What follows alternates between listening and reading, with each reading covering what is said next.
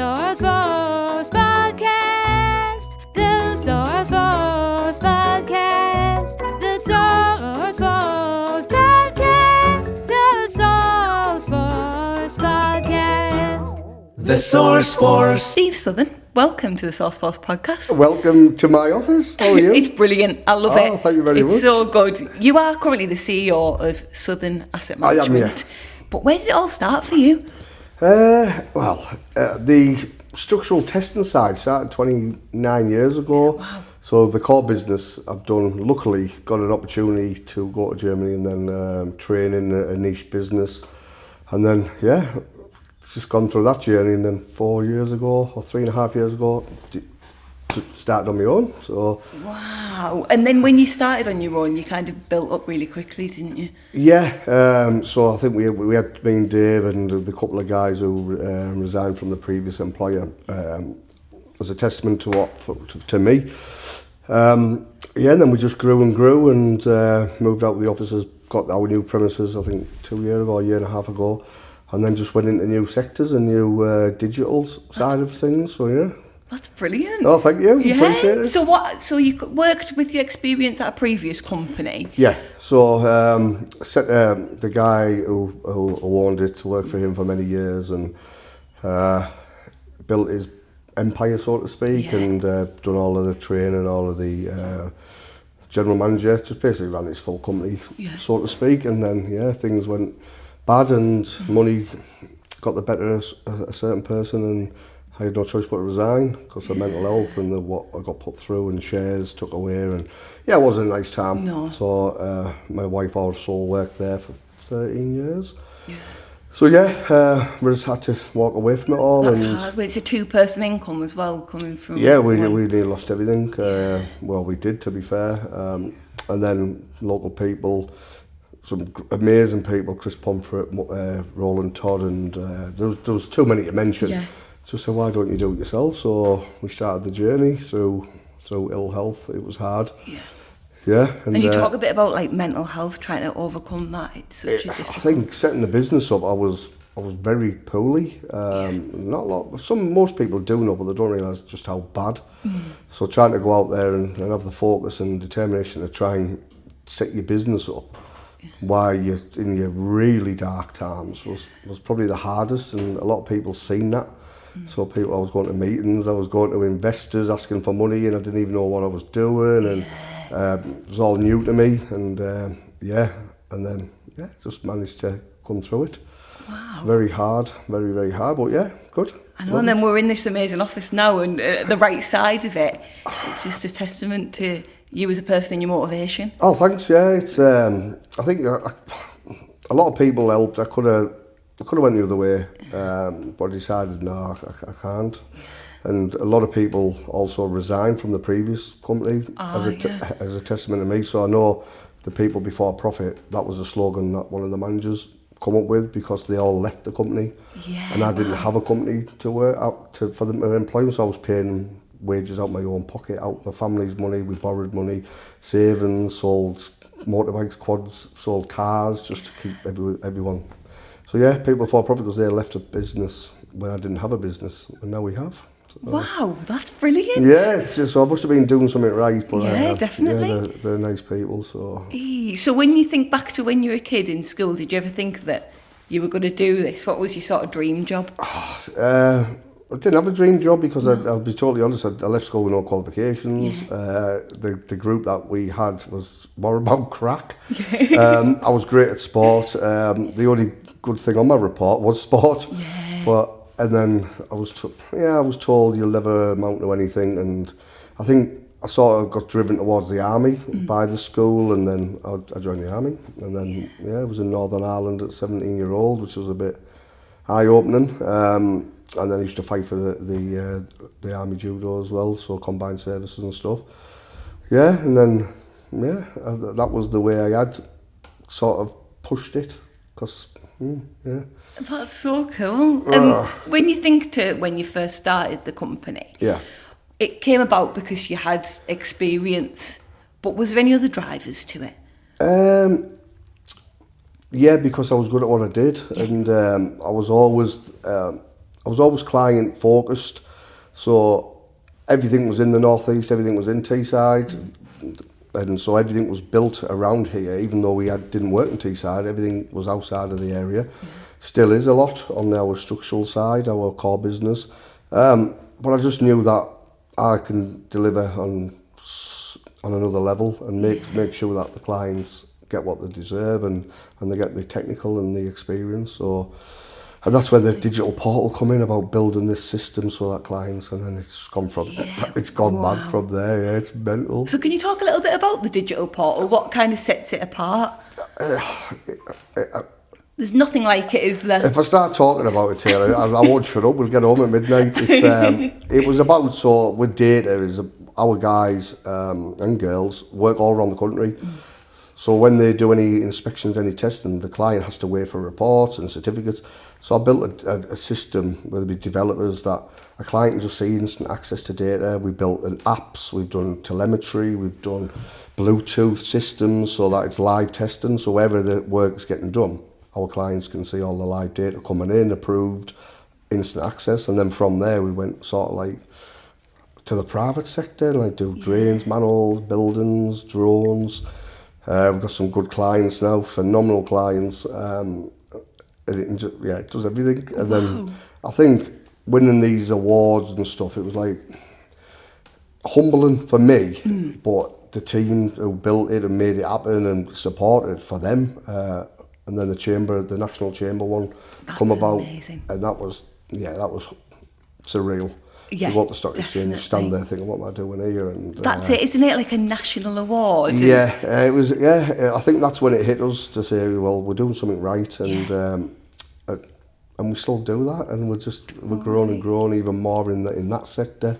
We do the airports and stuff. Wow. So yeah. You think a small company from Teesside, everyone always puts Teesside down a bit, and then when you go in and win national awards and there's nothing better than Teesside. It's yeah. like I am a big Tees Valley supporter, and sort of people think I'm from down south because of the logo, so Southern Asset.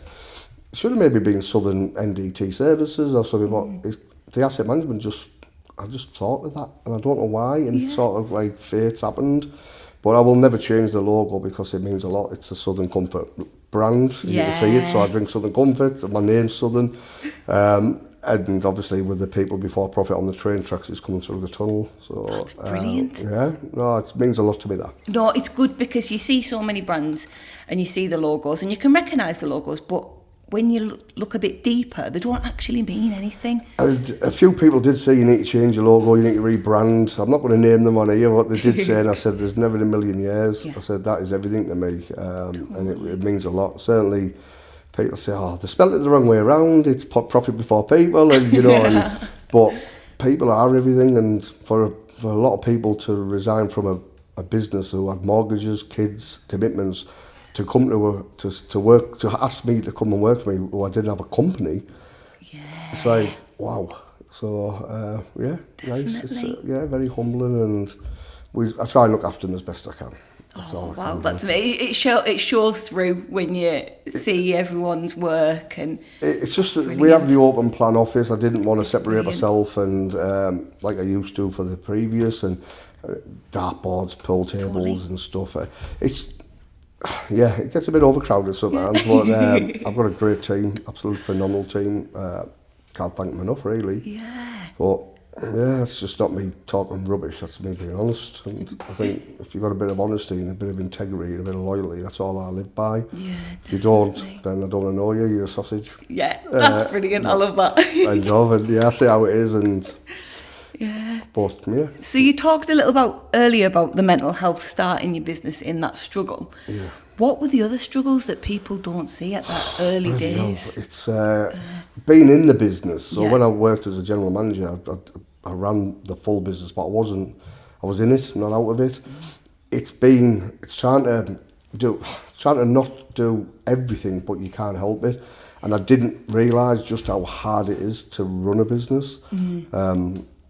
It's tough, very, very tough, and you've just got to have the right people and grow with the right people in their positions. Yeah. And it's hard. Early days, bloody hell.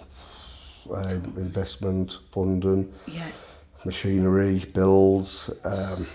It's just... And I think it's like most people go from being self-employed on their own and building up the team, but you kind of had a team from day one because people sort of left. We did, but in the end, I think I was left with 3 because I couldn't afford to pay them anymore, and we didn't have any business coming in. So unfortunately, some of the guys that did leave, even though I was paying them this current salaries, I ran out of money, and it was horrible to witness. Yeah. And they had to go and get other jobs. And I said the door's always open. And then about a month later, we landed our first contract. I was like, bloody hell, £27 in the bank, and I was like, oh my God, we've got a bit of work, because it was tough working for like local authorities and yeah, they're phenomenal. I've always been indebted to them.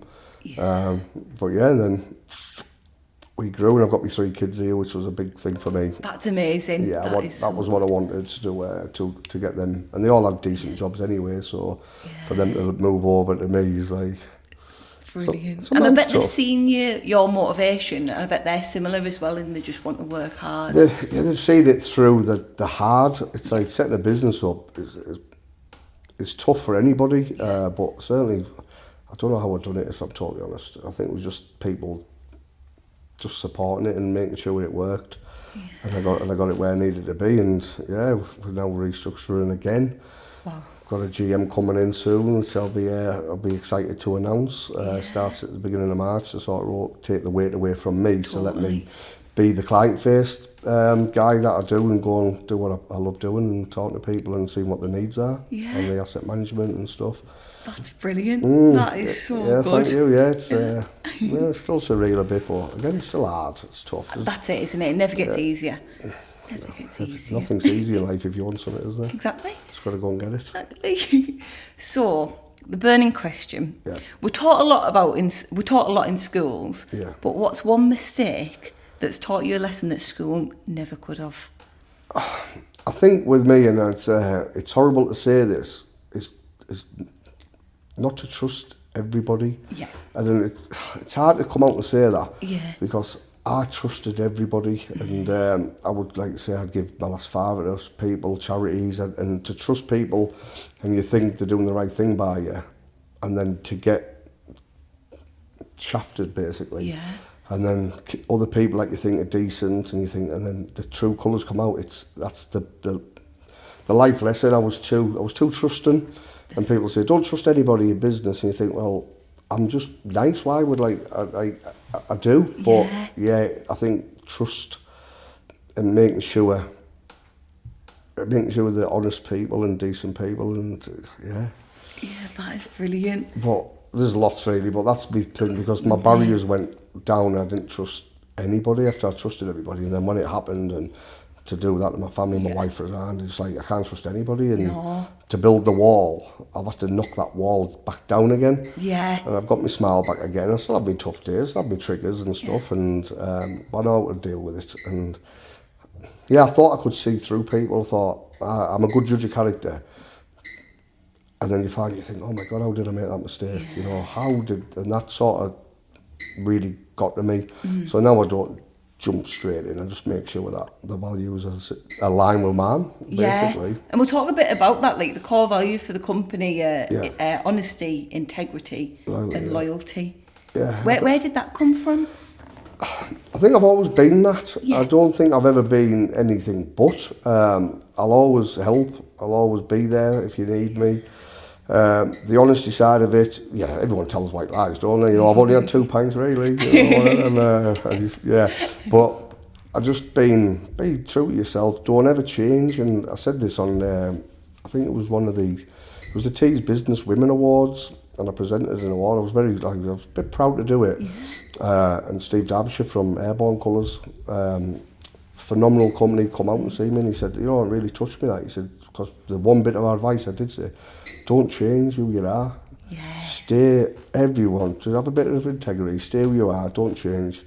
And for him to come on and say that to me, and then we're mates and we text each other, and he's like, phenomenal, mate. He said, you just be who you are. So, that's brilliant. Yeah, and loyalty is everything. Yeah. Everything. Definitely. I think it's through business and through life. Yeah. Life experiences. Oh, yeah, without a shadow of a doubt. And it's like I said to the staff, if you come in and we employ you, and it's not right for you, just tell us. Like, we'll sit and talk to you, we'll help you exit, we'll say, what's your problems? And I see it so many times when I used to be a GM and stuff, it's people come in and then they'll find a job and then just go and put the notice in, and you're like, just be honest. Just have just... Definitely, especially when you spent all the time training them. And I know it happens, and it is what it is. You're never going to change it, but with us, it's we very rarely. Well, I don't think we've lost anyone, apart from people who want to go on another sector or journey and stuff. Wow. But it's just be honest and tell us, and if it's not right, we'll help you find a job. You can stay here as long as you want, and it works. It does. But if you go the other way, then the door's not left open for you. Definitely, but that is totally the people before profit, and I love that motto. Yeah, it's. Does it ever get challenging though, where if you face like a decision that you've had to make, where it's being a bit challenging? No. People have to tell me to go the other way. And, really? Wow. Yeah, it's. It's not cheesy. It's like it is who I am, and like you'll certainly like. The staff will know is like what I do for other people, and I don't showcase that. I do a lot outside of the business to help people and stuff, and I'll always go out, and then people they need it, and people is before profit, and if I can help, then I will. Yeah, and you are like the biggest supporter in Teesside, and we'll talk about that in a little bit. I can't wait to open this bloody gym as well. We're opening a gym and for the community, and we've got a judo club going in there, and so that's going to be phenomenal. Right, because you competed. For England. For a kid. I was GB. For England, and. How do you think like that mindset of competing at such a high level shaped you in business as well? I think you don't realise. And there was a young girl who was on LinkedIn the other day, and I put a comment on her about she's struggling to get an apprenticeship, but the mindset that she's got, and I said, never give up. I think it'll never leave you. And for me, we were like at school, we had a crowd. We weren't naughty, we were just naughty kids. We weren't like horrible kids, naughty kids, like Jack the Lad, so to speak. And it always stuck with me. It's the discipline side of it, because you can go down the wrong road, and I know a lot of people who have, and just having that get up and drive and make sure. And I've always, I don't know whether it's a bit of OCD, whether it's a bit of autism. I don't know. I'll always think ahead, and I look at plan B, C, D, E before it even comes in, and I overthink a lot, and I think it doesn't leave you that, and just having your right morals. Definitely. And that comes from some sport and high level sport and stuff. Yeah, that just structure in even training and dedication. Yeah, and still just try to be the best at what you do. That's all I try and do. Yeah, and I'm personally very competitive. I think you've got to be in high level sport. I won't even let kids win Connect 4, never have done. I won't, no, honestly, I'm terrible. Do you find it transfers into business though, or can you kind of set it apart and take it as sort of a learning experience? I'm still learning business, I'll be totally honest with you. I'm good at what I do, but I'm learning the stuff that I'm not as good at. Yes, you can take it into business, you can be competitive, but if you give your clients what they need, then everything's easy. And I always go the extra mile just to make sure, and if there's something that they want and they can't have, and then it's like, I'm not one of them who say, well, you need to pay for this. I just go, well, we'll do it because you use us because we're good at what we do, and we've got good morals. Totally. And that's why people come back as well. People back off, people don't know, and like say, I might either love me or you hate me, and support. If I don't like you and you don't like me, then why would you work together? And exactly. Yeah, and I think there's enough out there for a bit of everyone, and your competitiveness side, like the competitors and that. I'd work with my competitors, it's like no problem, if I'll help you, if you're struggling, but some others don't see it like that, and. Definitely. No, because you are a massive supporter of local businesses and local charities and local people. How important is that for you? Massive. Absolutely massive. And I'm getting goosebumps as I stand up again, because it helped me. So like with Teesside Hospice, I didn't have any connection with Teesside Hospice. Met Julie Bernstein, went over there and I'd become a sponsor, but it helped me recover and doing nice things and helping others that need it, because people help me. So, just giving something back, but to give your personal satisfaction. I get really good personal satisfaction out of it. Yeah, I'm looking forward to this year. Really looking forward to this year. Oh, wow. Yeah, it's going to be good. That's amazing. I can't wait to hear what's in the pipeline. Loads, absolutely loads. Not work, not business, just helping the community and like with MFC Foundation, and it's just and the schools and middle college and just Like the next generation's just so important to try and inspire and help. I see it because I'm like, I can come down and relate to their level. So like, you've got different levels of and I was a football coach for like maybe 15, 16 years with the kids and stuff, and you see them and you think they just need to have, the ones who need to be like, have a bit of crack with them and not just talk to them like a serious adult. And I get with it, I get it, I get it, and so yeah, I'll know what people need, and I'll make sure they get it. Certainly on the sports side of it, because with the judo club and that we're opening, and hopefully potentially, and we're having a community club for people and veterans as well. I do a lot with veterans, so I've got a veteran working for me now, ex-para, and and they aren't confident, so yeah. Oh wow, that isn't so inspirational. I'm buzzing, I can't wait, so yeah. And then you've also won like copious amount of awards. We talk about the National Chamber of Commerce ones, but also more local ones. Yeah, the Tees Business, and the Chamber, and it's good. What do they mean to you, like on a personal sort of level? It's surreal. It's like we just do it because I had to do it. I could have went and got a job. I'd sweep the streets, I'd sweep the streets if it means I had to put food on the table, and I would have. But when you're getting recognised by doing something that you love doing, and then it's humbling, very humbling. And awards don't put money in your bank. They don't. No. They don't. But it's nice to be recognised, and from that is then working with local companies. And all I ever wanted to do was work local. Yeah. And now we're working again with like A.V. Dawson's and Teesside Airport, and you're like, bloody hell, like we're doing all right, And you're still in sort of your infancy in terms of years that you've been incorporated. Yeah, on the asset management side, the structural side, that's just we've won Durham Council tender, so we're working in local with a core business. We're very, very young in the asset management side, but we've built something very special. Yeah. So we're a full SaaS product now, so we've got apps and everything, we get license, and you're like, bloody hell, why did we do this? And you're like, but when you see it come into light, you're like, wow. Yeah. Is that what took it to the new level, the sort of database? Yeah, the database, the asset management, the portal, the BMSs, so they didn't see all their info. Yeah, and that's a lot of hard work, and it's a lot of time, and that's what I need to be doing, because making problems go away for clients, so I love it. But I love my core business, and all our machines are named after my dogs as well. And that's so mental, good. That is so good. Yeah, it's but pretty special. Oh, it's a full family affair. The kids working, the machines. Yeah, the dogs, the lot, it's everything. Very. I don't get time to really think about it, but when I do, and I have my time, it's like, wow. Yeah. But, yeah. So if somebody's listening to this podcast and they want to start their own business, but they're a bit stuck in the middle, stuck in the road, they're feeling a bit lost, what advice would you give to them?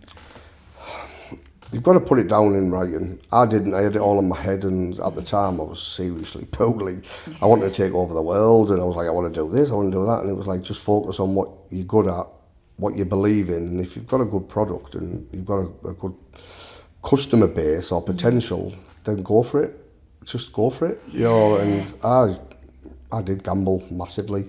I went, but just make sure you get the right people, the right advice, make sure you're not chasing a blind dream. And in the beginning I thought I really did. I thought it's never going to come off this, it's never going to come off, because I'm working for local authority, I'm not going to get it, I've got no money, and I haven't got no accreditations, and to work for councils you need everything as well. And we've done it all. But try and put the right people around you. And I know you go back to that trust people, and I've been done a couple of times since by believing in something that wasn't reality.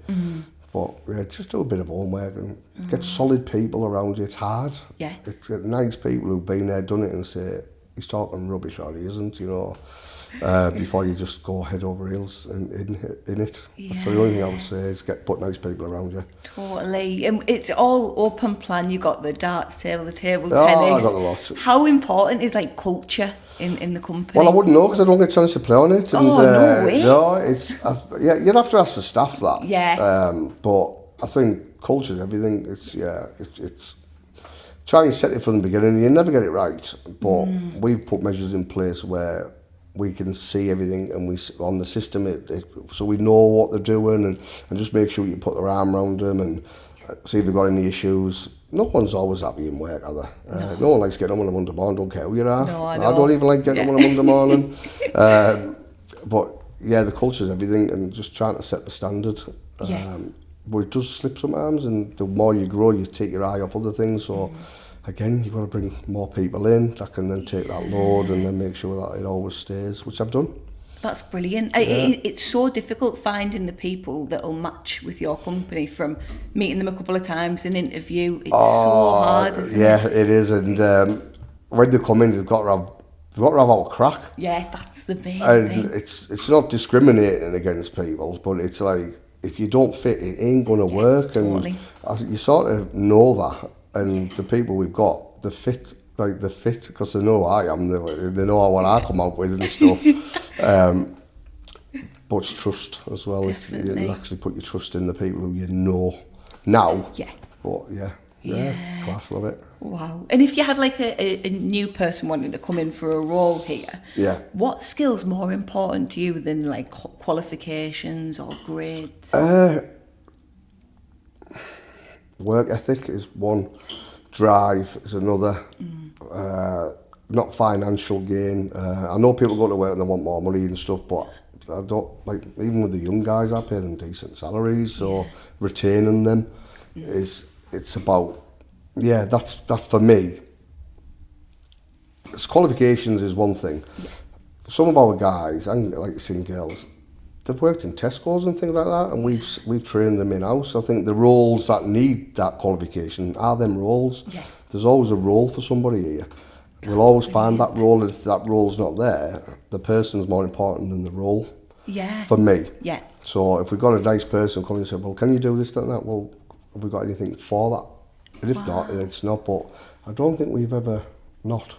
That's brilliant. Yeah. That is so and good. it's about multi training as well, upskilling, so they can do other sides of the business, and then if they want to go into that side, then they can. And then it's about moving them about, and as you grow, So we do all sorts of drone surveys we never done. Wow. Golf course surveys and sites, chemical sites. We've never done that before, but we are now, and everyone likes to do a bit of everything. So. I think if I was a golf drone surveyor, I'd end up just on the course. I don't get to do it, but it's just to look at it. Yeah, it's just you do anything. That's brilliant. And it's just client needs, and who do you get to do that?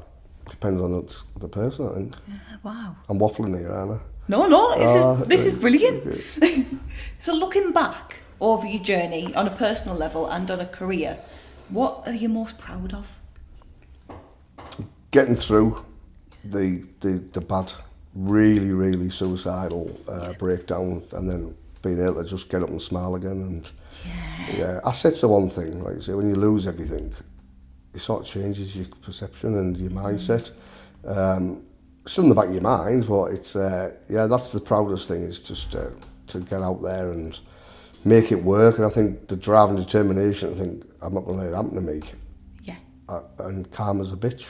And I'm winning contracts now, and that I've never had. And it's all, they're coming to me as well. I'm not going out for them. They're coming to me, And so that's the proudest thing, is to come in the morning and go, we've sort of done it, but because you never know what's going to happen. You don't know what's around the corner, but to say, I've got it where I wanted it, but I haven't even started yet. It's like, that's amazing. And your kids are working here now. Yeah, all three of them. That's brilliant. What do you hope for when you're retired and on the golf? And I don't think it'll ever happen, to be honest. But what do you hope Southern Asset stands for after you've stepped like away? a legacy, so to speak. Yeah. There's loads, but for me, it's about